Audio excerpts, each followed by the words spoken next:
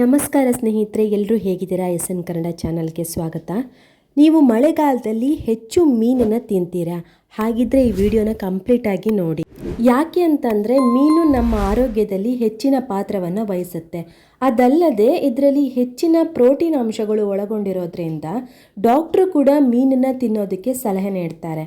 ಆದರೆ ಕೆಲವೊಮ್ಮೆ ಈ ಮೀನುಗಳೇ ನಮ್ಮ ಆರೋಗ್ಯದಲ್ಲಿ ಏರುಪೇರು ಉಂಟು ಮಾಡ್ತವೆ. ಮಳೆಗಾಲದಲ್ಲಿ ಮೀನುಗಳು ಸಂತಾನೋತ್ಪತ್ತಿಯನ್ನು ನಡೆಸ್ತವೆ. ಈ ಸಮಯದಲ್ಲಿ ಮೊಟ್ಟೆಯೊಂದಿಗೆ ಮೀನನ್ನು ತಿಂದರೆ ಹೊಟ್ಟೆಯಲ್ಲಿ ಸೋಂಕು ಉಂಟಾಗುವಂಥ ಸಾಧ್ಯತೆ ಇದೆ. ಇದರಿಂದ ತಿನ್ನುವಂಥ ಆಹಾರ ಕೂಡ ವಿಷವಾಗೋ ಸಾಧ್ಯತೆ ಇದೆ.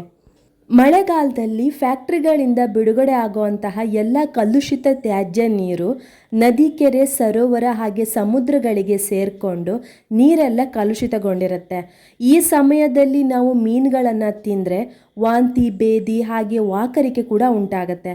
ಇನ್ನು ಹವಾಮಾನದಲ್ಲಿ ಉಂಟಾಗುವಂತಹ ಬದಲಾವಣೆಯಿಂದ ನೀರಲ್ಲಿ ಕೆಲವೊಂದು ಬ್ಯಾಕ್ಟೀರಿಯಾ, ವೈರಸ್ ಹಾಗೆ ಪರಾವಲಂಬಿ ಜೀವಿಗಳು ಉತ್ಪತ್ತಿ ಆಗ್ತವೆ. ಅಂತಹ ಮೀನುಗಳನ್ನು ತಿಂದರೆ ಅತಿಸಾರ, ಹೊಟ್ಟೆ ನೋವು, ವಾಂತಿ, ಬೇದಿ, ತೂಕ ಇಳಿಕೆ, ನಿಶಕ್ತಿಯಂತಹ ಸಮಸ್ಯೆಗಳು ಕಾಡುತ್ತೆ. ಕಲುಷಿತ ನೀರಿನಲ್ಲಿದ್ದಂತಹ ಮೀನುಗಳನ್ನು ತಿಂದರೆ ತುರಿಕೆಗಳು ಉಂಟಾಗುವಂಥ ಸಾಧ್ಯತೆ ಕೂಡ ಹೆಚ್ಚಿದೆ. ಮಳೆಗಾಲ ಸಂದರ್ಭದಲ್ಲಿ ಜಲಾಶಯಗಳಲ್ಲಿ ಕಲ್ಮಶಗಳು ಹೆಚ್ಚಿರುತ್ತೆ. ಇಂಥ ಸಂದರ್ಭದಲ್ಲಿ ಮೀನಿನ ಅಂಗಾಂಶಗಳಲ್ಲಿ ಪಾದರಸದಂತಹ ಕಲ್ಮಶಗಳು ಕೂಡ ಸಂಗ್ರಹಗೊಳ್ತವೆ.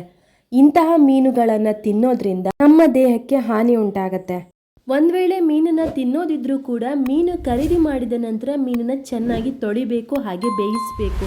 ಹಾಗಿದ್ದಾಗ ಮಾತ್ರ ಅದರಲ್ಲಿರುವಂಥ ಬ್ಯಾಕ್ಟೀರಿಯಾಗಳು ಸಾಯ್ತವೆ. ಹಾಗೆಯೇ ಮೀನನ್ನು ಹೆಚ್ಚು ದಿನಗಳ ಕಾಲ ಫ್ರಿಡ್ಜ್ನಲ್ಲಿ ಶೇಖರಣೆ ಮಾಡಿದರೆ ಅದರಲ್ಲಿರುವಂಥ ಬ್ಯಾಕ್ಟೀರಿಯಾಗಳು ಹೆಚ್ಚಾಗ್ತವೆ. ಈ ವಿಡಿಯೋ ಯೂಸ್ಫುಲ್ ಅಂತ ಅನಿಸಿದರೆ ಎಲ್ರಿಗೂ ಶೇರ್ ಮಾಡಿ. ಮತ್ತೆ ಮುಂದಿನ ವಿಡಿಯೋದೊಂದಿಗೆ ಭೇಟಿಯಾಗೋಣ ಸ್ನೇಹಿತರೆ. ಧನ್ಯವಾದಗಳು.